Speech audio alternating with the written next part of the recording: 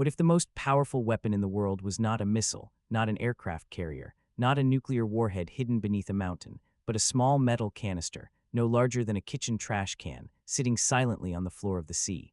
What if a single country, with relatively modest military resources compared to its adversaries, had spent decades perfecting the art of turning water into a wall? What if that country had studied, practiced, and refined a strategy so ancient it predates the aircraft, so simple it requires no satellite guidance, and so devastating that even the most technologically advanced navy on Earth cannot fully neutralize it once it begins? What if that strategy could, in a matter of hours, bring the global economy to its knees, not through invasion, not through nuclear fire, but through a weapon that does nothing until a ship sails over it? That country is Iran. That weapon is the naval mine, and the battlefield is a strip of water so narrow, so impossibly consequential, that 20% of the world's oil passes through it every single day, the Strait of Hormuz. Say those words to a naval commander and watch the expression on their face change. It is 21 miles wide at its narrowest point, a geographic accident, a choke point so tight that the shipping lanes themselves, the lanes used by supertankers carrying crude oil worth hundreds of millions of dollars per voyage, are only 2 miles wide in each direction, separated by a 2-mile buffer zone. 2 miles, the distance a person can jog in under 15 minutes, and through those 2 miles moves more oil than any other single passage on the surface of the Earth. Iran sits at the northern edge of that strait. It has coastline there. It has islands there. It has tunnels drilled into cliffs overlooking those waters. And it has mines, not just a few. Thousands of them, built, stored, cataloged, and ready to be deployed by a country that has been studying this problem: how to close the strait, how to threaten the strait, how to use the strait as a lever against the most powerful nations on Earth for more than 4 decades. Before we go further, if you're watching this and you want to understand the hidden architecture of modern geopolitical power, the weapons that never appear in headlines until the moment they detonate, make sure you subscribe to this channel. Leave a comment below and tell us which other invisible weapons of economic warfare you want us to investigate next. Because what you are about to hear is not in your textbooks, and it is more relevant to the price of every gallon of fuel you have ever purchased than you may have imagined. This is not just the story of a body of water. It is the story of how geography becomes strategy, how history becomes threat, and how one nation learned to hold the entire industrialized world hostage without firing a single visible shot. It is the story of the most dangerous 21 miles on the planet. And it begins not in the present, not in the age of supertankers and international sanctions, but in an era so ancient that the ships sailing these waters were made of wood, their sails stretched against the same desert wind that blows through the same narrow passage today. Let us dive in. To understand what the Strait of Hormuz means, you have to understand what it connects. And to understand what it connects, you have to understand the geography of human civilization itself. Stand on the southern coast of Iran and look south. The water in front of you is the Persian Gulf, a body of water roughly 615 miles long and nowhere more than 210 miles wide, surrounded almost entirely by desert on every side. To your east, where the Gulf narrows into a bottleneck before opening into the Gulf of Oman and then the Arabian Sea, that is Hormuz. That is the gate. The Persian Gulf is not just a body of water. It is the world's most valuable lake. Beneath its surrounding shorelines lies more than half of the planet's proven oil reserves. Saudi Arabia, Iran, Iraq, Kuwait, the United Arab Emirates, Qatar, they all touch this water. The economies of nations that consume that oil, Europe, the United States, Japan, South Korea, China, India, depend on it flowing freely. When the oil stops moving, everything stops. Factories go quiet, power grids strain. Governments panic. The entire industrial architecture of the modern world was built on the assumption that oil would keep moving through the Persian Gulf and out through the strait. But before oil was discovered, before the supertankers, before the pipelines and the refineries and the quarterly earnings reports of multinational energy corporations, the Persian Gulf was still consequential. It was consequential for a reason as old as civilization itself: trade. The ancient Sumerians sailed these waters 4,000 years before the Common Era. Their clay tablets record transactions conducted with merchants from lands to the east, places that scholars now believe correspond to regions of modern Pakistan, India, and the Persian Gulf Islands. Dilmun, which many historians identify with Bahrain, was a trading hub of extraordinary importance in the 3rd millennium BCE. The civilizations of Mesopotamia, Sumer, Akkad, Babylon, Assyria, all depended in some measure on the trade routes that ran through the Gulf and out through Hormuz into the Indian Ocean. The name Hormuz itself comes from the ancient kingdom of Hormuz, a medieval Persian state that once controlled the strait and grew extraordinarily wealthy doing so. The kingdom's rulers understood, with remarkable clarity, what every military strategist since has also understood: whoever controls the choke point controls the trade. The original city of Hormuz sat on the Persian mainland. When it was threatened by Mongol invasion in the 13th century, the ruling dynasty made a decision that echoes through history. They moved the kingdom to the island that now bears its name, sitting directly in the narrowest part of the strait. From there they could see every ship that passed. They taxed everything. They controlled everything. The Portuguese explorer Afonso de Albuquerque, when he arrived in 1507 and seized the island for the Portuguese crown, reportedly said that whoever held Hormuz held the world's commerce by the throat. He was not speaking metaphorically. He was describing geography. The Portuguese held the island of Hormuz for over a century, using it to dominate the spice trade between Europe and Asia. When they were expelled in 1622 by an alliance between Shah Abbas of Persia and the English East India Company, a partnership of convenience that each side found useful for its own reasons, the pattern was already established. Hormuz was not merely a place, it was a key, and the question of who held that key would be contested over and over for the next 400 years. The desert kingdoms surrounding the Persian Gulf understood this too. The Omani Imamate developed significant naval power in the 17th and 18th centuries. The various sheikdoms along the Arab coast, the region the British would eventually call the Trucial States, which became the United Arab Emirates, were sufficiently expert at maritime raiding that the British Royal Navy conducted multiple campaigns to suppress what London called piracy and what the Gulf Arabs called commerce and sovereignty. The British eventually established a system of protectorates throughout the region, guaranteeing the flow of trade in exchange for political dominance.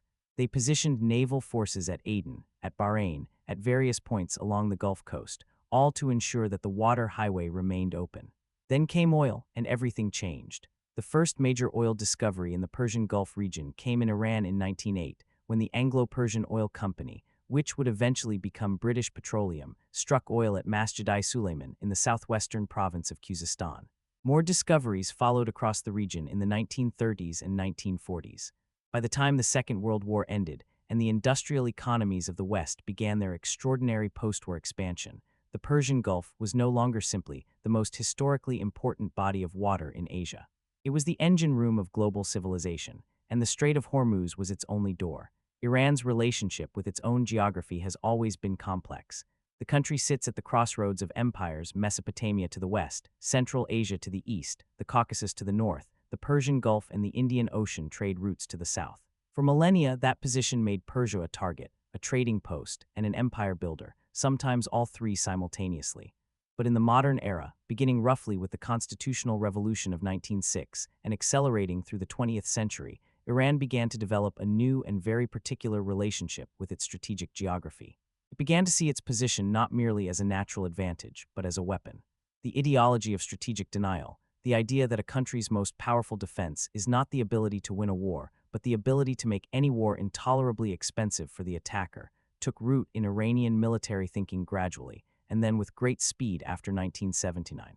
But to understand why Iranian strategists became so interested in the Strait of Hormuz as a pressure point, you have to understand the peculiar position Iran occupied throughout the 20th century. Iran was the target of two separate foreign-imposed leadership changes in the 20th century. The first came in 1921, when Reza Khan, with British support, overthrew the Qajar dynasty and eventually established the Pahlavi dynasty, which he aligned closely with Western interests, particularly British oil interests. The second came in 1953, when the CIA and British intelligence jointly orchestrated the overthrow of Prime Minister Mohammad Mossadegh, the democratically elected Iranian leader who had made the catastrophic, from the Anglo-American perspective, mistake of nationalizing the Iranian oil industry. He was replaced by the Shah, Mohammad Reza Pahlavi, a monarch whose relationship with Washington and London was so close that Iranians who opposed him called the American embassy in Tehran the den of spies. These two interventions, separated by 30 years, produced in the Iranian national consciousness a deep and lasting conviction that the great powers of the West, particularly the United States and Britain, would always be willing to destabilize Iran to protect their access to Iranian oil. That conviction did not disappear after the 1979 revolution. It deepened and calcified into doctrine. The Islamic Republic of Iran, born in 1979 from Ayatollah Khomeini's revolution, inherited a military establishment built largely on American equipment and American training, F-14 fighter jets, M60 tanks, sophisticated missile systems. Almost immediately, the new government faced an arms embargo. The United States was not going to keep supplying weapons to a government that had just taken its embassy staff hostage.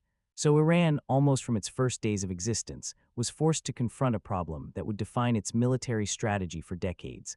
How do you defend yourself, and how do you project power when you cannot access the weapons technology of your most likely adversaries? The answer that Iranian strategists developed over the following decade, and especially during the grinding 8-year war with Iraq that began in 1980, was asymmetric warfare. You do not fight a superpower with the weapons a superpower uses. You make the battlefield so costly, so unpredictable, so dangerous that the calculation of entering the conflict becomes unacceptable. You fight with what you have. And what Iran had, aside from extraordinary geography and a population willing to absorb enormous casualties during the Iran-Iraq War, was a choke point. The Strait of Hormuz was not merely a geographic feature to post-revolutionary Iranian military planners. It was leverage. It was, in the words of one American naval officer who spent years studying Iranian capabilities, the geological equivalent of having your hand around the windpipe of the global economy. You did not have to squeeze it to create power. You only had to demonstrate, credibly and repeatedly, that you could, and naval mines were the most efficient, most economical, most historically proven tool for establishing that demonstration. They were not the only tool. Iran also developed shore-based anti-ship missiles, a fleet of small, fast attack boats, submarines, and sophisticated drone technology. But the mine was special. It was cheap. It was deniable. And it had already proven its power in the very waters of the Persian Gulf, in a campaign that most of the world has largely forgotten, but that Iranian naval strategists studied with extraordinary care. That campaign was the Tanker War. And it began in 1984. The Tanker War, as it came to be known, was not a discrete conflict with a clear beginning and a clear end. It was a sustained campaign of economic warfare conducted in the Persian Gulf between 1984 and 1988, nested within the broader and far bloodier Iran-Iraq War that had been consuming both countries since September 1980. To understand it, you need to understand why Saddam Hussein's Iraq began attacking oil tankers in the first place. By 1983, the land war between Iran and Iraq had settled into a catastrophic stalemate.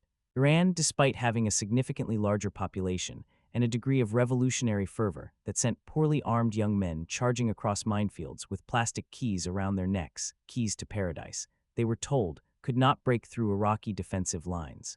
Iraq, despite receiving weapons and intelligence from the United States, France, and the Soviet Union simultaneously, could not push Iran into collapse. The war was consuming both economies. Saddam's calculation was precise in its brutality. If he could not win on land, he would strangle Iran economically. Iran's primary source of revenue was oil. That oil left the country almost entirely through the Persian Gulf, on tankers that loaded at the Karg Island terminal. If those tankers could be made too dangerous, too expensive to insure, too risky for their crews to board, the oil would stop moving. Iran's revenue would collapse, and with it, presumably, the Iranian will to keep fighting. Iraq began attacking tankers loading at Karg Island in 1984, using Exocet anti-ship missiles fired from French-supplied Super Attendard jets. The strikes were devastating in their immediate effect, burning tankers, dead sailors, oil spilling into the Gulf. But Saddam had not thought through the second-order consequence of his strategy. Iran could not allow itself to be economically strangled without responding in kind. And Iran's response was to attack tankers heading to and from the Arab Gulf states, Saudi Arabia, Kuwait, the UAE, that were supporting Iraq financially and diplomatically. The tanker war escalated through 1985, 1986, and into 1987. Both sides were attacking ships. Insurance rates for vessels entering the Persian Gulf rose to levels that made ordinary commerce nearly impossible. Tanker crews were being killed, ships were being sunk. The global oil market was in a state of sustained anxiety. The great irony is that the oil kept flowing. The sheer volume of tankers in the Gulf meant that enough got through to prevent a complete economic catastrophe, but the threat was real, the losses were real, and the demonstration was being delivered in real time to every government and every shipping company on Earth. Into this chaos, Iran introduced the naval mine. Not for the first time, mines had been used in the Persian Gulf during earlier conflicts, but with a scale and a deliberateness that was new. Iranian forces, using a variety of platforms including disguised merchant vessels known as mother ships, began laying mines in the shipping lanes of the Persian Gulf and the approaches to the Strait of Hormuz. Some were old. Some were Soviet-designed. Some were contact mines, requiring direct physical collision to detonate. Others were more sophisticated. All of them were extraordinarily difficult to find in the murky, shallow waters of the Gulf. The consequences were immediate. In July 1987, the supertanker Bridgerton, a Kuwaiti tanker that had been reflagged under the American flag as part of Operation Earnest Will, the U.S. Navy's effort to escort Kuwaiti tankers through the Gulf, struck a mine in the Strait of Hormuz. The ship did not sink. It was large enough and its hull was reinforced enough to absorb the blast. But the symbolic damage was staggering. The most powerful navy in the world had just escorted a supertanker directly into a minefield. The Bridgerton, badly damaged, continued on to port. The American warships that had been escorting it, not built with the reinforced hulls of commercial tankers, had to sail behind it, using the supertanker as a minesweeper. Think about what that image communicated. The United States Navy, with all of its technology and intelligence capability, could not find the mines. The world's most sophisticated military was being outmaneuvered in the most basic possible way by inexpensive metal canisters placed in the water under cover of darkness. Professor Norman Friedman, the noted naval historian, would later write that the tanker war demonstrated more clearly than any theoretical argument that naval mines represented one of the most cost-effective asymmetric weapons ever devised. A mine that costs a few $1,000s to manufacture and a few hours to deploy can deny the use of a shipping lane to a navy that costs hundreds of billions of dollars to maintain. Iran continued laying mines through 1987 and into 1988. In April 1988, the American frigate USS Samuel B. Roberts struck a mine in the Persian Gulf. The explosion nearly broke the ship in half. 10 sailors were wounded. The damage required months of repair. In response, the United States launched Operation Praying Mantis, a retaliatory strike that destroyed 2 Iranian oil platforms and sank or damaged several Iranian naval vessels. It was the largest surface naval engagement the U.S. had fought since World War II, and it was triggered by a single mine. What Iranian military planners took from the tanker war was a lesson of profound strategic importance. Mines work, they work against the most powerful navy in the world. They work cheaply, they work quietly, and they work in exactly the waters where Iran has the greatest advantage: the shallow, murky, geographically constrained waters of the Persian Gulf and the Strait of Hormuz. The lesson was filed away, studied, refined, and built upon. It would take another decade and a half before the full implications of that lesson would be expressed in Iran's military doctrine. But the seed had been planted in the burning waters of 1987 and 1988. If the tanker war taught Iran what naval mines could accomplish, the 2 decades that followed taught Iran what it needed to build and how difficult that project would be to sustain. Because the strategy of threatening the Strait of Hormuz is not simply a matter of having mines and the willingness to use them. It is a vastly more complex enterprise, requiring persistent investment, technological development, political calculation, and a tolerance for the international consequences of being seen as the power that holds the world's most important waterway at risk. The period between the end of the Iran-Iraq War in 1988 and the early 2000s was, for Iran, a time of gradual and painful reconstruction. The war had been catastrophic. Estimates of Iranian dead range from 200,000 to 500,000, a human toll that dwarfs almost any other conflict of the late 20th century outside of certain African civil wars. The economy was shattered. The military was exhausted. President Hashemi Rafsanjani, who led Iran through the post-war reconstruction period, pursued a policy of relative pragmatism, rebuilding the economy, reducing international tensions where possible and slowly, quietly rearming. It was during this period that the cracks in Iran's strategic position began to reveal themselves with uncomfortable clarity. The first was technological. Iran's existing mine inventory was aging. Much of it dated from the pre-revolutionary period, when the Shah's military had purchased Western naval equipment, including American and British mines. Other stocks were Soviet-era designs, acquired through various channels during and after the Iran-Iraq War. Some of it was Iranian-manufactured, but of uncertain quality. A modern mine warfare capability, one sophisticated enough to threaten the Strait of Hormuz in the 21st century, against navies equipped with modern minesweeping technology, would require a sustained investment in research, development, and manufacturing that strained Iran's post-war budget. The second crack was geopolitical. Iran's ability to threaten the strait is only as powerful as the credibility of that threat, and credibility depends on demonstrating that Iran would actually close the strait if sufficiently provoked, while simultaneously ensuring that it does not provoke a response so devastating that the threat becomes moot. This is an extraordinarily delicate balance. Mine the strait too obviously, and you invite overwhelming military retaliation. Never mine it at all, and your threat loses credibility. The entire strategy requires maintaining a posture of permanent, credible, controlled menace. That is harder than it sounds. The third crack was internal. Not everyone within Iran's military and political establishment agreed on the wisdom of the Hormuz strategy. Some argued that threatening to close the strait was self-defeating. Iran itself exported oil through the strait, and any serious mining campaign would as severely damage Iran's own economy as it would the economies of its adversaries. Iran, which relies on oil revenues for a substantial portion of its government budget, cannot simply turn off the strait's oil flow without also turning off a significant portion of its own income. This internal tension between the strategic value of the Hormuz threat and the economic self-harm that executing it would require has never been fully resolved. It sits at the heart of Iranian strategic debates to this day. The sanctions that began to bite more deeply after Iran's nuclear program became an international crisis in the early 2000s, complicated the picture further. On one hand, sanctions made Iran's need for Hormuz leverage more acute. The more economically isolated Iran became, the more important it was to have a credible ability to threaten the oil supplies of the countries imposing those sanctions. On the other hand, sanctions made it harder to acquire the technology, components, and expertise needed to develop a truly modern mine warfare capability. Iran was being squeezed from both ends simultaneously. The warning signs were visible to anyone watching carefully. Iranian naval exercises in the Persian Gulf grew more elaborate and more provocative through the 2000s. Small fast-attack boat swarms, shore-based missile tests, submarine exercises in the strait, all of them were messages. All of them were demonstrations. But beneath the demonstrations, Iranian military planners knew that their actual mine warfare capability had gaps.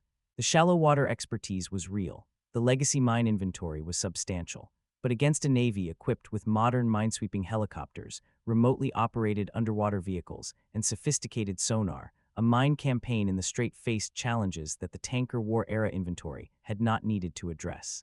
The answer, Iranian planners decided, was not to abandon the mine strategy. It was to evolve it.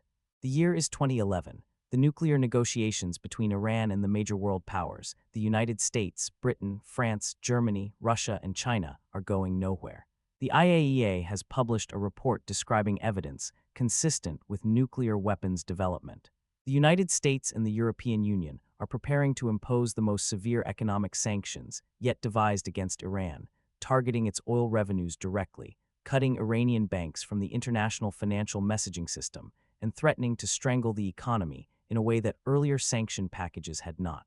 In Tehran, in the offices of the Islamic Revolutionary Guard Corps Navy, the IRGCN, which controls Iran's asymmetric naval warfare capabilities, including its mine warfare assets, the conversation is urgent. If the sanctions go through as planned, Iran's oil revenue will collapse. The supreme leader, Ali Khamenei, has already indicated that Iran will not simply absorb this pressure without response. The question is not whether to respond. The question is how. In December 2011, the IRGCN conducts a massive 10-day naval exercise in the Persian Gulf and the Strait of Hormuz. They call it Great Prophet 6. It involves dozens of vessels, including fast-attack boats, submarines, and support ships. It tests a full range of weapon systems, anti-ship missiles, torpedoes, and mines. But the exercise is not primarily a test of military capability. It is a communication. It is Iran, in the most unambiguous language available to a military power, saying, "We are here, we are ready, and we know what you depend on." And then, in the first days of January 2012, Vice President Mohammad Reza Rahimi delivers the message in words. If sanctions are imposed on Iranian oil exports, he says, not a single drop of oil will pass through the Strait of Hormuz. It is a statement of almost reckless directness, and it sends immediate shock waves through global oil markets. The price of crude rises sharply. The United States Fifth Fleet, based in Bahrain and responsible for the Persian Gulf, issues a statement warning that any attempt to close the strait will be met with force. Iran's military commanders respond by saying that closing the strait would be easier than drinking a glass of water. This moment, January 2012, the week when the war of words over Hormuz reached its most acute pitch, is the turning point. Not because a mine was laid or a ship was sunk. Nothing kinetic happened that week. The turning point was the moment when the Strait of Hormuz mine threat became fully, openly, institutionalized as Iran's primary geopolitical lever against the West. What made January 2012 a turning point was the visibility of the infrastructure behind the threat. In the weeks and months following Rahimi's statement, analysts, journalists, and intelligence agencies began to compile a picture of what Iran had actually built. The picture was more impressive and more alarming than most outside observers had appreciated. Iran had, over the preceding decade, constructed a mine warfare capability that was specifically adapted to the peculiar challenges of the Strait of Hormuz. The mines themselves were diverse. Iran possessed large stockpiles of legacy contact mines, the simple, reliable, old-fashioned design in which a ship must physically strike the mine for it to detonate. But it had also acquired and domestically developed more sophisticated designs. Influence mines, which detonate in response to changes in magnetic field, acoustic signature, or pressure wave caused by a passing ship, were part of the inventory. These are far harder to sweep because they can be programmed to ignore the signatures of minesweeping vessels. Bottom mines, which sit on the seafloor rather than floating at depth, are nearly invisible to conventional detection. Iran had all of these, but the mine itself was only the beginning of the story. Iran had also developed the deployment infrastructure. Disguised mine layers, merchant ships and dhows modified to carry and deploy mines without appearing to be naval vessels, were a key part of the capability. Iranian fast attack boats, which could operate at night in the confined waters of the strait, could lay mines with very little warning time. Iranian submarines, including the North Korean-designed Yono-class midget submarines, could place mines in waters too shallow for larger vessels to operate. And Iran's extensive system of tunnels and hardened facilities along its Gulf coast meant that much of this capability was protected from the kind of preemptive airstrike that might otherwise neutralize it before a deployment began. What Iranian planners had built, in other words, was not just a mine inventory.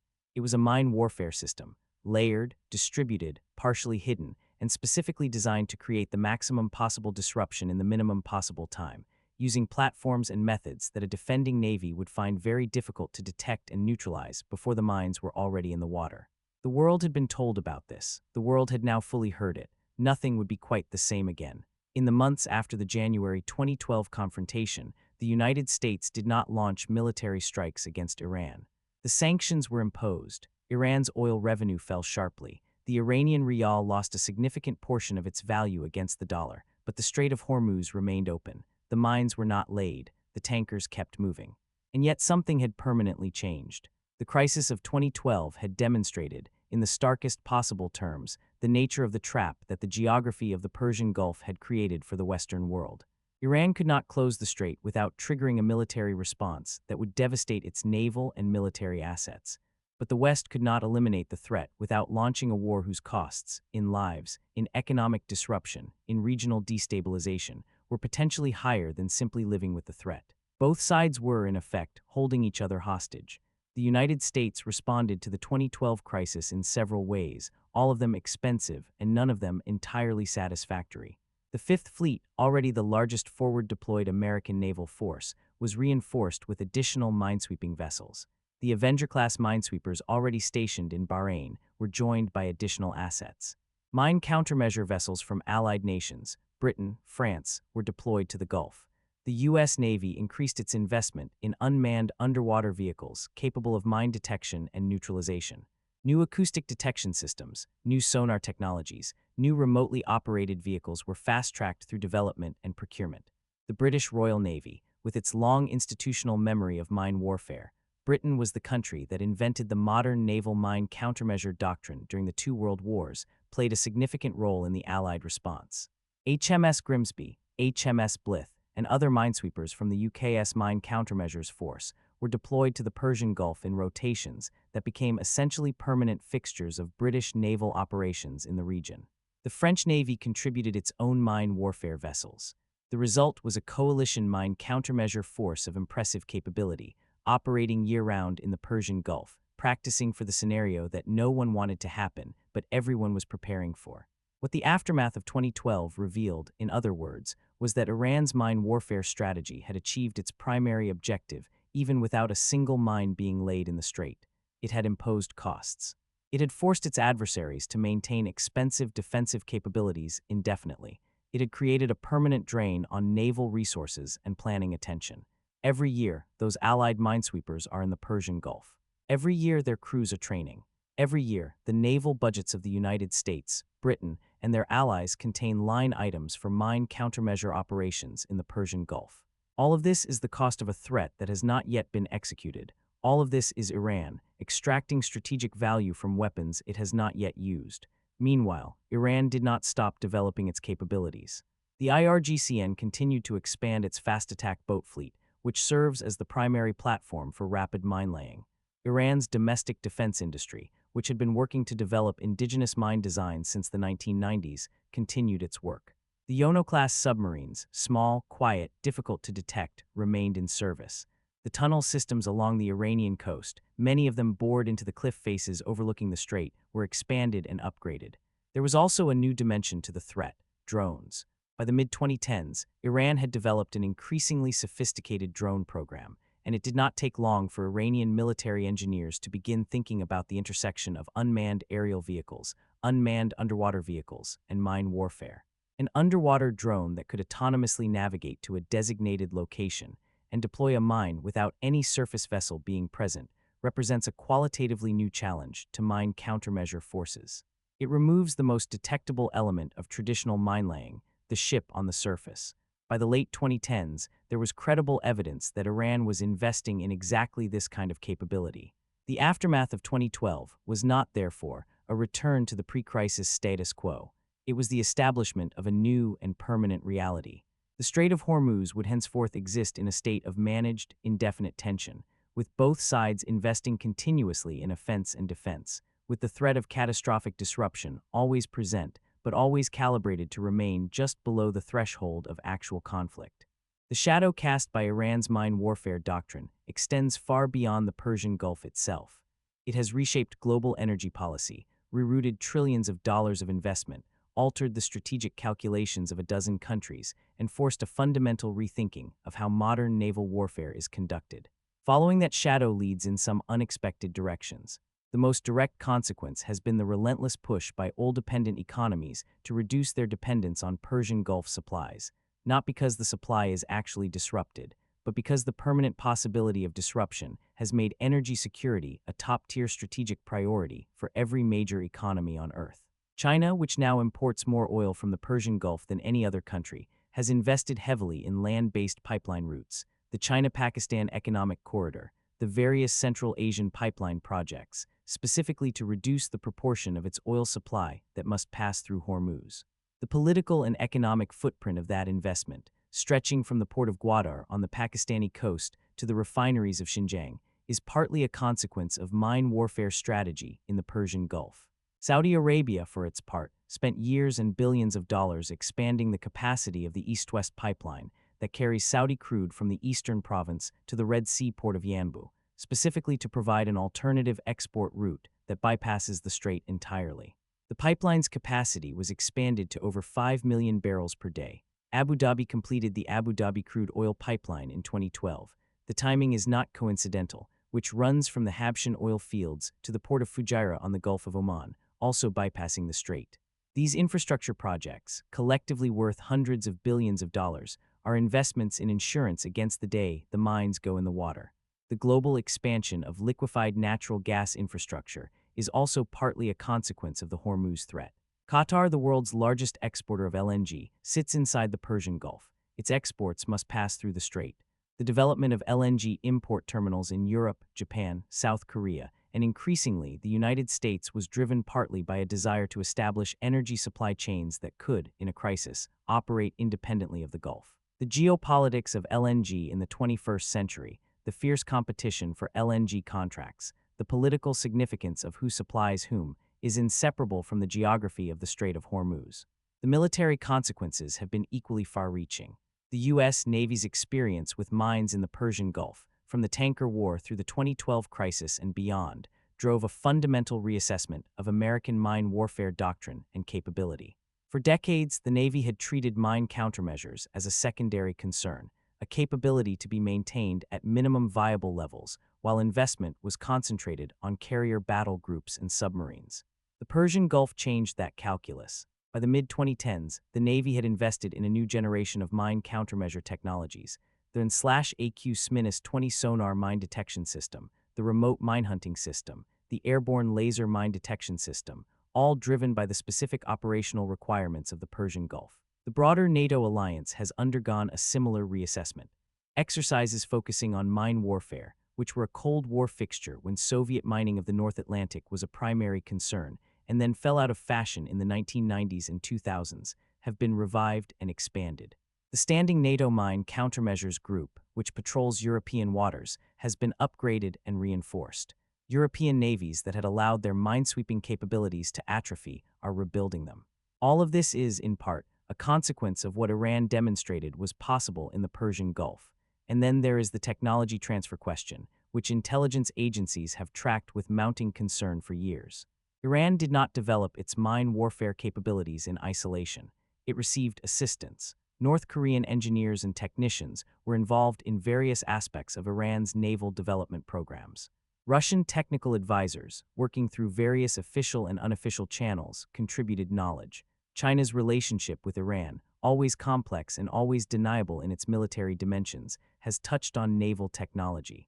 The mine designs that Iran has developed domestically are not entirely Iranian in their intellectual lineage, and the question of where those designs may have traveled, whether Iranian mine technology or Iranian mine doctrine has been shared with other actors, state or non-state, is one that keeps intelligence analysts occupied year-round. Hezbollah, Iran's most powerful non-state ally, operates in Lebanon along the Mediterranean coast. It has received sophisticated Iranian anti-ship missiles, as demonstrated during the 2006 Lebanon War, when Hezbollah fired an Iranian-supplied radar-guided missile at an Israeli warship, nearly sinking it. Whether Hezbollah has also received mine warfare capability, and whether that capability could be used to threaten Mediterranean shipping in a future conflict, is a question that Israeli and NATO naval planners consider with great seriousness. The Houthis in Yemen, who receive support from Iran and who have conducted sustained campaigns against Red Sea shipping, including the use of explosive-laden drones and boats, represent another downstream consequence of Iran's asymmetric warfare doctrine. The Houthi campaign against shipping in the Bab el-Mandeb Strait, the Red Sea's own choke point, is in many ways an application of lessons learned from Iranian strategic practice in the Persian Gulf. The geography is different, the actors are different, but the underlying logic, use the geography of maritime choke points as leverage against global commerce, is Iranian in its intellectual lineage. The shadow of Hormuz mines, in other words, has fallen across the entire map of global maritime commerce. On any given day in the present, somewhere between 14 and 17 large oil tankers are passing through the Strait of Hormuz. They are carrying between them, somewhere in the neighborhood of 17 to 20 million barrels of crude oil. That oil will be refined and burned in cars and trucks and power plants across Asia and Europe. The money paid for it will flow back to Saudi Arabia, the UAE, Qatar, Kuwait, and Iraq. A portion of what passes through that strait also originates in Iran itself, though Iranian exports are constrained by sanctions. 17 million barrels per day. It is a number so large it has lost its meaning. Let us try to restore it. 17 million barrels per day is approximately 17% of total global oil consumption. It is roughly equivalent to the combined daily consumption of China and Japan. It is more oil than the entire continent of Europe consumes in a day, and virtually all of it passes through a strip of water 21 miles wide. In the present geopolitical environment, with Iran and the United States in a state of sustained confrontation over the nuclear program, with periodic crises in the Gulf triggered by tanker seizures and drone shootdowns and proxy conflicts in Yemen and Iraq and Syria, the Hormuz mine threat is not a historical artifact. It is a live and current dimension of international politics. In 2019, a series of tanker attacks in the Gulf of Oman, attributed by the United States to Iran, denied by Tehran, reminded the world that the waterway remains contested. In 2021, Iran seized a South Korean-flagged tanker in the strait in a dispute over frozen Iranian assets held in South Korean banks. In 2023 and 2024, amid the Gaza conflict and the broader regional tensions it ignited, Iranian threats against Gulf shipping intensified again.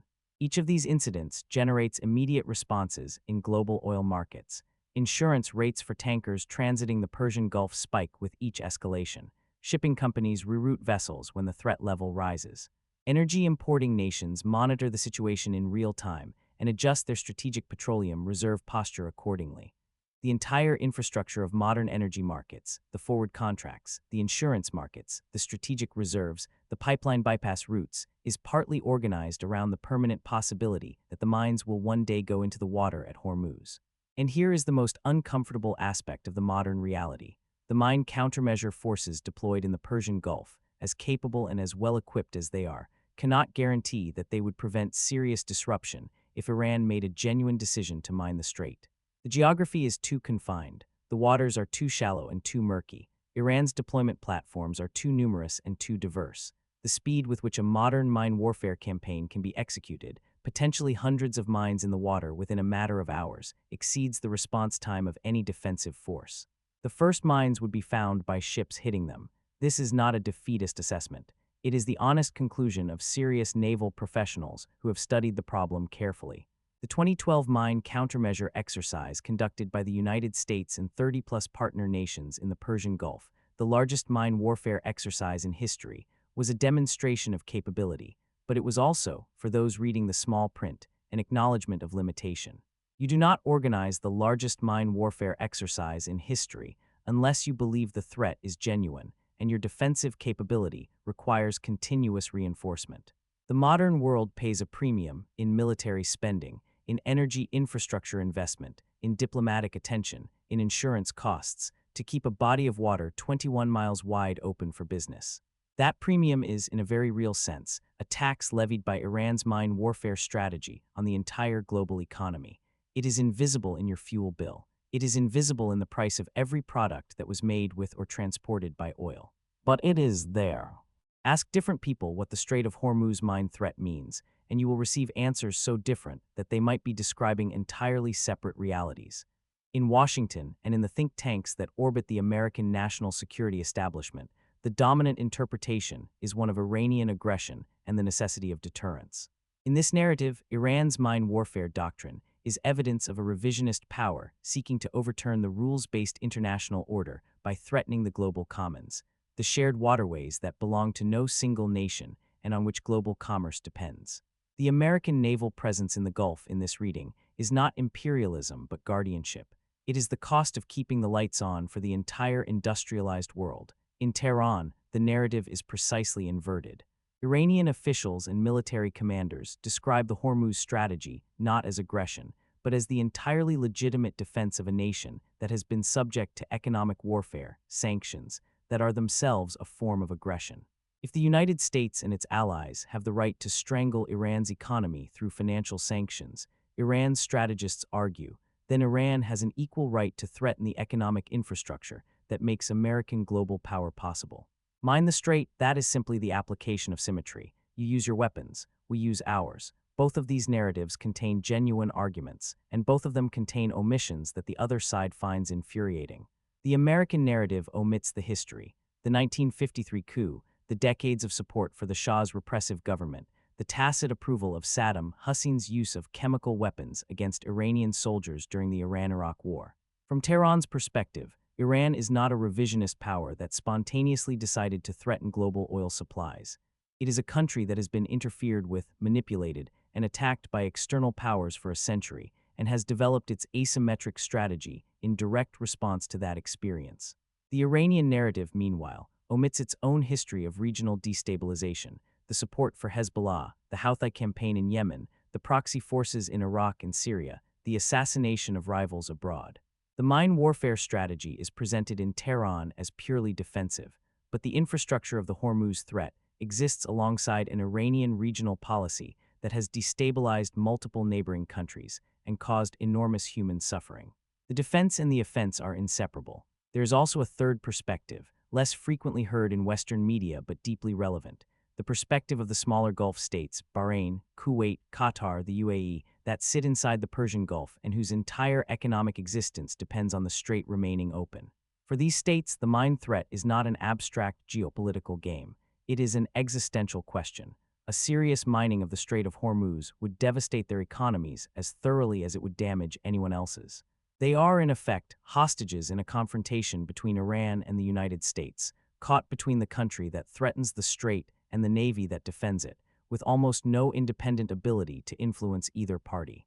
The academic historical debate adds further complexity. Some historians argue that the tanker war of the 1980s established a set of precedents, including the American naval response, including the operational lessons Iran drew, that made the 2012 confrontation and all subsequent escalations essentially inevitable. In this view, the mine warfare strategy is not a choice Iran made at some identifiable moment in time. It is the logical consequence of a geopolitical structure that was set in place during the Cold War and has never been fundamentally altered. Other historians emphasize the role of individual decisions, Khomeini's revolution, specific arms procurement choices, specific exercises of strategic communication, as the determining factors.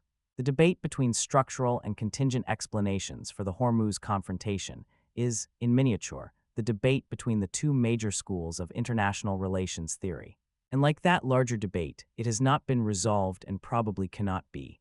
What the competing legacies converge on, even if they cannot agree on who is responsible or what should be done about it, is this. The Strait of Hormuz mine threat is among the most consequential strategic dynamics in the contemporary world. It affects energy prices, military budgets, infrastructure investment, and diplomatic calculations in ways that are rarely visible in daily news coverage, but that structure the world we live in as surely as any treaty, any election, or any open conflict. There is something almost philosophical about a mine. It sits at the bottom of the sea doing nothing. It has no ambition. It makes no noise. It exerts no pressure on the world around it except through its existence, through the knowledge that it is there, waiting, patient beyond any human patience. Its power is entirely potential. It does its most important work not when it detonates, but in all the years when it does not. Iran has understood this. It has built not just a weapon, but a permanent condition, a state of the world in which the most important 21 miles on Earth are never entirely safe. Every tanker captain who plots a course through the Strait of Hormuz carries in the back of their mind a piece of knowledge that no navigation system can erase. This water has been mined before. It can be mined again, and the country that controls the northern shore has spent 4 decades getting very good at it. What does it mean to build a civilization on a strait that can be closed? What does it mean to structure the global economy around a choke point controlled by a country that has every rational incentive to threaten it? These are not questions with easy answers. They are the questions that the mine, patient, silent, indiscriminate poses to the modern world, not with an explosion, but with its silence. Sometimes the most dangerous weapon in the world is the one that simply waits. Thank you for watching all the way to the end. If you enjoyed this video and are passionate about this kind of content, subscribe to the channel so you don't miss upcoming videos and discover more fascinating stories.